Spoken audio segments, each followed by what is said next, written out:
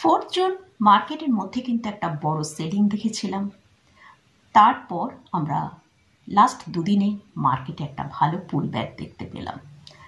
4 জুনে ইলেকশনের যে ফাইনাল রেজাল্টটা এসেছিল সেখানে আমরা দেখেছি মার্কেটের মধ্যে একটা বড় আনসার্টেনিটি তৈরি হয়েছিল কোন সরকার পাওয়ারে আসবে। সেই আনসার্টেনিটির জন্যই কিন্তু আমরা 4 জুনে মার্কেটের মধ্যে একটা বড় সেলিং দেখেছিলাম। প্রায় 1700 পয়েন্টের মতন নিফটিতে এবং ব্যাংক নিফটিতে প্রায় 5000 পয়েন্টের মতন। কিন্তু যখন আবার নেক্সট ডে কিন্তু যখন আমাদের কাছে পরিষ্কার হয়ে গেল যে এনডিএ সরকার গঠন করার জন্য থার্ড টাইম তারা তৈরি হয়েছে, তখন কিন্তু মার্কেটও সেইটাকে কিন্তু একটা ওয়েলকাম করেছে এবং মার্কেট সাথে সাথেই একটা ভালো মুভও করেছে। দেখুন, মার্কেটের মধ্যে কিন্তু কোনো আনসার্টেনিটি নিউজ এলেই মার্কেট সাথে সাথেই রিয়্যাক্ট করে। তো অনেকেই সেই জন্য অনেক কিছু ভেবেছেন যে আমাদের পোর্টফোলিও, আমাদের যে হোল্ডিং শেয়ার আছে সেসব শেয়ার অনেক নিচে চলে এসেছে, এক্ষেত্রে আমরা কি করব। মার্কেট কিন্তু আমাদের সবসময় পেশেন্সকে টেস্ট করে। মার্কেটের এই পেশেন্স টেস্টকে পরীক্ষাটায় পাশ না করতে পারি তাহলে কিন্তু শেয়ার মার্কেটে আমরা টিকে থাকতে পারবো না। তাই সবসময় এটা মনে রাখবেন যে লং টার্মে কিন্তু স্টক মার্কেট থেকে অবশ্যই আপনার যদি ভালো স্টকে বা ইটিএফে আপনি যদি ইনভেস্ট করে রাখেন তাহলে অবশ্যই আপনি ভালো রিটার্ন পাবেন। শর্ট টার্মে অনেক কিছু হতে পারে, মার্কেটের মধ্যে বিভিন্ন নিউজ আসার ফলে মার্কেট নার্ভাস হয়ে মার্কেট অনেক নিচের দিকে আসতে পারে। কিন্তু আপনি যদি লং টার্ম পার্সপেক্টিভে মার্কেটের সাথে জুড়ে থাকেন তাহলে অবশ্যই কিন্তু আপনি একটা ভালো রিটার্ন পাবেন। যখন 4 জুন ইলেকশনের রেজাল্ট ফাইনাল এসেছে তখন কিন্তু দেখা গেছে যে এনডিএ সরকার গঠন করতে পারবে কিনা সে জায়গায় একটা বড় অনিশ্চয়তা ছিল, যার জন্য কিন্তু মার্কেট সেই 23,300 থেকে একদম ডিপ হয়ে 2250-এর কাছাকাছি চলে এসেছিল। তো সেক্ষেত্রেও আমরা যদি দেখি, একবার চার্টটা আমরা দেখে নেব, সেখানে আমরা নিফটিকে দেখছি, নিফটি তার 200 যে ডিএমা আছে সেটাই কিন্তু খুব ভালো সাপোর্ট নিয়ে নিফটি সেখান থেকে ওপরের দিকে র্যালি করেছে। আমরা চার্টটা যদি একটু দেখি সেখানে আমরা দেখতে পাচ্ছি যে এই যে সাপোর্টগুলো রয়েছে, 50 ডিএমাকে ব্রেক করেছে, কিন্তু 200 ডিএমাকে স্ট্রং সাপোর্ট নিয়ে নিফটি আবার ওপরের দিকে পুল ব্যাক করেছে।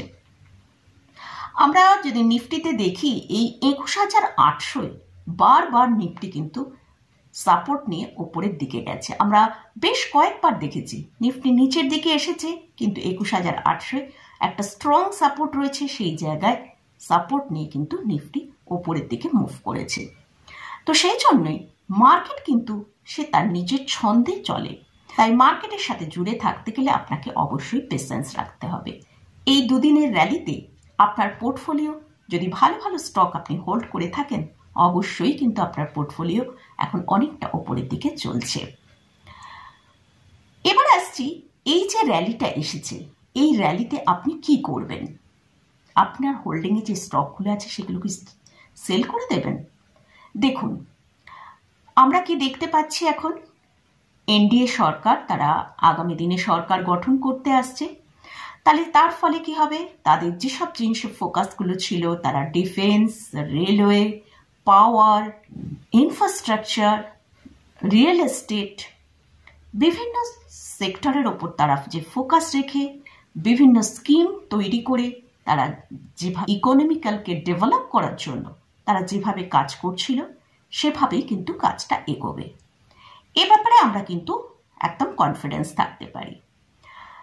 মার্কেটে হয়তো আগামী দিনে, আমার ভিউ অনুযায়ী আগামী দিনে মার্কেট আবার হয়তো একটা সেলিং আসতে পারে। এটা কেন বলছি সেটা একটু আপনাদের সাথে শেয়ার করি। আমরা একবার নিফটির চার্টে যাব। নিফটির চার্টটায় আমরা দেখতে পাচ্ছি নিফটির যদি আমরা যে ট্রেন্ডটায় চলছিল সেই ট্রেন্ডটায় আমরা দেখলাম কিন্তু একটা বড় ব্রেক হয়েছে। তো আগামী 4 থেকে 5 মাসের মধ্যে হয়তো নিফটি আর একবার নিচে আসতে পারে। তো সেক্ষেত্রে আপনার স্টক বা আপনার পোর্টফোলিও আপনি যদি পেশেন্স মানে অতটা হোল্ড না পেশেন্স অতটা না রাখতে পারেন, হয়তো আপনি ভাবলেন তাহলে এখন মার্কেটে র্যালি এসছে, তাহলে আমি সেল করে দিয়ে বেরিয়ে চলে আসতে পারি। কিন্তু হয়তো মার্কেট এবং মার্কেটের সাথে সাথে স্টক হয়তো নিচে আসতে পারে, কিন্তু এই যে ফোকাসে যেসব সেক্টরগুলো সরকারের ফোকাসে রয়েছে সেই সব সেক্টরগুলো কিন্তু ভালো র্যালি আসবে। কারণ যে বিজনেস পলিসি নিয়ে তারা কাজ করতে শুরু করেছিল বা কাজ করবে বলে প্ল্যানিং করেছে, সেইগুলো কিন্তু এবারে কন্টিনিউ থাকবে। এর জন্যে কিন্তু মার্কেট এতটা র্যালি দেখাচ্ছে। কারণ আমাদের একটা স্টেবল সরকার হলে কি হবে, সেই তারা যে প্ল্যানিং প্রোগ্রামটা করেছে সেটা মানে আগামী দিনেও আগামী 5 বছর কন্টিনিউ থাকবে। তো তার জন্যে কিন্তু মার্কেটও এতটা ওয়েলকাম করছে। এবার হচ্ছে আপনার হয়তো কোনো পোর্টফোলিওর কোনো স্টক হয়তো 400%, 500% কি এমনকি 1000% পর্যন্ত র্যালি অলরেডি দেখিয়ে দিয়েছে। তো সেক্ষেত্রে হয়তো আমরা দেখলাম যে এই 4 জুনে অনেক স্টক সেখানে হয়তো আমরা দেখতে পেয়েছি 30%, 40%, 25% করে ডাউন হয়েছিল। এখন আবার কিছুটা রিকভার হয়ে সেখানে আমরা র্যালি দেখতে পাচ্ছি। তো সেক্ষেত্রে এইসব স্টকগুলো কিন্তু আগামী দিনে আরও ভালো র্যালি আসতে পারে, কারণ এইসব সেক্টরগুলো গভর্নমেন্টের ফোকাসে রয়েছে। কিন্তু আপনি যদি চান যে এখানে আপনার একটা খুব ভালো প্রফিট আছে, আমি একবার বুক করি, সেটা যদি আপনি চান সেটা করতে পারেন। মার্কেট এক জায়গায় দাঁড়িয়ে থাকে না, মার্কেট হয়তো অন্য কোনো কারণে নিচে আসতে পারে, সে সাথে সাথে হয়তো স্টকগুলো নিচে এলো, কারণ অনেকটা ওপরে চলে গেলে একটু কারেকশন হয়ে নিচে আসলে আবার সেখানে একটা ফ্রেশ বাইং আসে। তো সেই ফ্রেশ বাইংয়ে আবার হয়তো আপনার স্টকটা উপরের দিকে মুভ করতে পারে। তো সেক্ষেত্রে আপনি চাইলে একবার প্রফিট বুক করতে পারেন, না হলে যেমন অ্যাজ ইট ইজ আছে সেরকম হোল্ডিংয়ে রাখুন।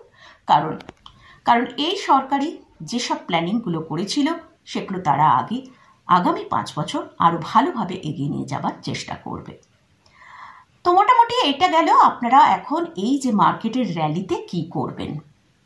এবার আসছি আমি আগামী কোন কোন সেক্টরের উপর বেশি ফোকাস রাখবো, সেই দুটো সেক্টর নিয়ে একটু আলোচনা করি। দেখুন, মার্কেট যে এতটা নিচে এসেছিল সেক্ষেত্রে আমরা এফএমসিজি সেক্টরকে দেখলাম দুর্দান্ত র্যালি করেছে।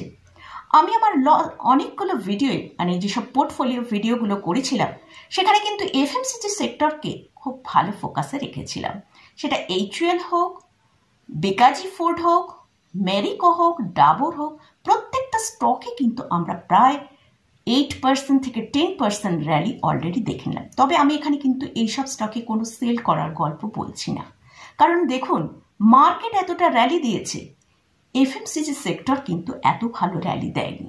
তাই আপনাদের পোর্টফোলিওয়ে যদি এইসব স্টক এফএমসিজি সেক্টরের স্টক থাকে, আবার মনে হয় এই অল্প র্যালিতে আপনারা সেল করবেন না, স্টকগুলো হোল্ড করুন। এই সব স্টকগুলো আগামী দিনে কিন্তু আরও বেটার পারফরমেন্স করবে। এটা আমার ভিউ, এটা আমি আমার ভিউটাই কিন্তু আপনাদের সাথে শেয়ার করছি। আপনারা চাইলে অবশ্যই আপনার টাকা, আপনার প্রফিট আপনি অবশ্যই সেটা বুক করতে পারেন, কোনো অসুবিধে নেই। কিন্তু আমার মনে হয় এফএমসিজি সেক্টরে অতটা ভালো র্যালি আমরা দেখিনি, আগামী হয়তো 3-4 বছরে আরও ভালো র্যালি দেখতে পেতে পারি।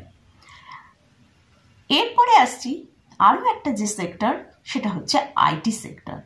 আইটি সেক্টরেরও অনেক স্টক আছে যেসব স্টকগুলো কিছুই সেরকম র্যালি দেখায়নি। আগামী দিনে কিন্তু আইটি সেক্টরও খুব ভালো র্যালি দেখাবে বলে আমার মনে হয়। যেমন আমরা যদি দেখি লার্জ ক্যাপ আইটি স্টকের মধ্যে ইনফোসিস, উইপ্রো, HCL টেক, এইসব স্টকে কিন্তু কিছুই র্যালি দেখিনি। মার্কেট এত র্যালি হয়েছে, এইসব স্টকে কিন্তু কোনো র্যালি হয়নি। এছাড়াও মিড ক্যাপ স্টকের ক্ষেত্রে যদি বলি হ্যাপিয়েস্ট মাইন্ড, বিড়লাসফট, এছাড়াও এমটার টেকনোলজি, এইসব স্টকগুলো কিন্তু আমাদের ফোকাসে রাখতে পারি। তো এটা যাই হোক, এই যে স্টকগুলোর কথা আমি উল্লেখ করলাম, এগুলো আমি কিন্তু কোনো বাই রেকমেন্ডেশন করছি না, কারণ আমার চ্যানেলে আমি কোনো বাই রেকমেন্ডেশন করি না, কারণ আমি সেবি রেজিস্টার্ড নয়, আমি কোনো বাই রেকমেন্ডেশন করি না। তো এই স্টকগুলো আমার ওয়াচ লিস্টে আছে এবং আমি স্টকগুলো ফান্ডামেন্টাল এবং ফাইন্যান্সিয়াল কন্ডিশন দেখেছি, সেটা ভালো লেগেছে, সেটাই আমি এখানে শেয়ার করলাম। তো মোটামুটি এই দুটো সেক্টরের ওপর আগামী 5 বছরে আমি কিন্তু বুলিশ আছি। তো মার্কেটের মধ্যে আনসার্টেনিটি থাকে, তাই আমাদের পেশেন্স রেখে স্টক মার্কেটে হোল্ডিং, আমাদের পজিশনকে হোল্ডিং করে রাখতে হবে, তবেই কিন্তু আমরা লং টার্মে দুর্দান্ত পারফরমেন্স করতে পারবো। তবে এক্ষেত্রে একটা কথা বলি, অবশ্যই পেনি স্টকের দিকে দৌড়াবেন না। এই যখন মার্কেটে বড় একটা সেলিং আসে, সব থেকে কিন্তু পেনি স্টকগুলোই কিন্তু একবার যদি নিচে আসে, সেগুলো কিন্তু এত সহজে ওপরে ওঠে না। তাই পেনি স্টকের দিকে ফোকাস না করে ভালো ভালো যেসব গুড ফান্ডামেন্টাল স্টক রয়েছে সেদিকে ফোকাস করুন। অনেক মানুষ বলে লার্জ ক্যাপ স্টকে নাকি ভালো রিটার্ন আসে না, কিন্তু আমার মতে বলে আমি লার্জ ক্যাপ স্টকেও আমি খুব ভালো ভালো রিটার্ন দেখতে পাই। তো নেক্সট কোনো একটা ভিডিওয়ে লার্জ ক্যাপ স্টক নিয়ে আলোচনা করব। তো যেসব স্টক এখন অনেক নিচে প্রাইসে চলছে, সেই স্টকগুলো কিন্তু আগামী দিনে ভালো একটা রিটার্ন দিতে পারে, সেই স্টক নিয়ে আলোচনা করব। তো সেই জন্য বললাম, মার্কেট আমাদের সবসময় পেশেন্স টেস্ট করে, তাই আমরা যতটা ধৈর্যের সাথে মার্কেটের সাথে জুড়ে থাকতে পারবো, তবেই আমরা ভালো রিটার্ন পাবো। কি মার্কেটকে ছেড়ে চলে গেলে মার্কেট কিন্তু ওপরের দিকে মুভ করে যাবে, আমরা সেই মার্কেটের র্যালিতে পার্টিসিপেট করতে পারবো না। তাই সব সময় পেশেন্স রেখে মার্কেটে আপনারা কাজ করুন, ভালো ভালো স্টককে সার্চিং করে সেই সব স্টকে পজিশন নিয়ে হোল্ড করুন।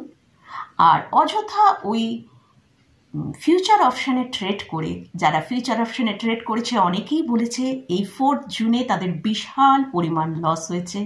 তাই আমি বলি, যদি ফিউচার অপশান সম্পর্কে আপনার খুব ভালো জ্ঞান থাকে, তবেই ফিউচার অপশানে কাজ করুন।